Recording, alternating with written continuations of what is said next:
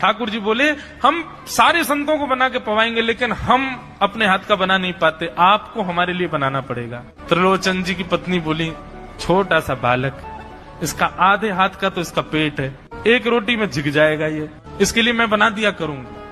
ठीक है लला, तू बिल्कुल चिंता मत करो, तुम्हारे लिए भोजन हम बना दिया करेंगे। हमारी एक शर्त और सुन लीजिए।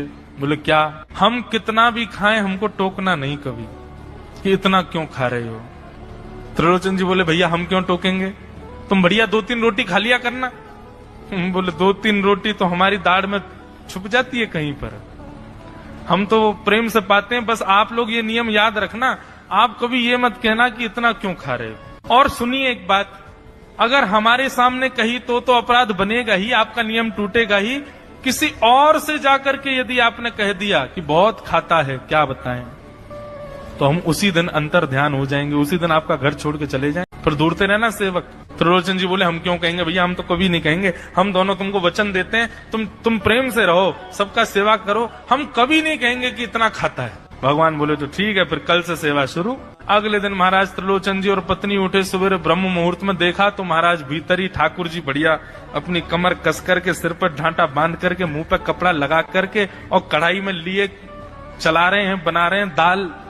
एक हाथ से दाल बना रहे हैं, फिर दौड़ के जाते हैं दूसरी कढ़ाई पे, वहां पर खीर बना रहे हैं, फिर कहीं जाते हैं वहां पूड़ी उछाल उछाल करके धर रहे हैं। त्रिलोचन जी और उनकी पत्नी देख रहे खड़े खड़े, अकेले ठाकुर जी सब बना रहे हैं, नेक सा बालक। 8 बजे से संतों की जमात आनी प्रारंभ हो गई, सुबह के समय हो गया।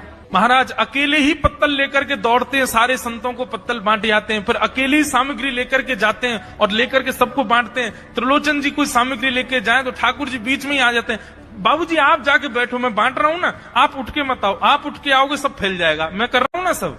अकेले ठाकुर जी, अकेले अंतर्यामी भगवान सब कर रहे थे। और त्रिलोचन जी और उनकी पत्नी बड़े प्रसन्न, जय हो विठोबा, तेने तो भैया ऐसा लगे साक्षात तुम ही आ गए हो, कितनी कृपा हो रही है, देखो कैसा सेवक मिला है। हमें भली संतान नहीं दी ठाकुर जी ने, लेकिन ऐसा सेवक दिया है जिससे परिपूर्ण आनंद हो गया है।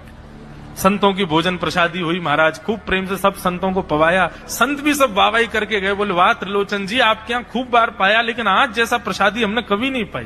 त्रिलोचन जी बड़े प्रसन्न, सब संत चले गए, भगवान तुरंत पहुंचा लिया है, पूरे फर्श को मार्जन कर दिया, सब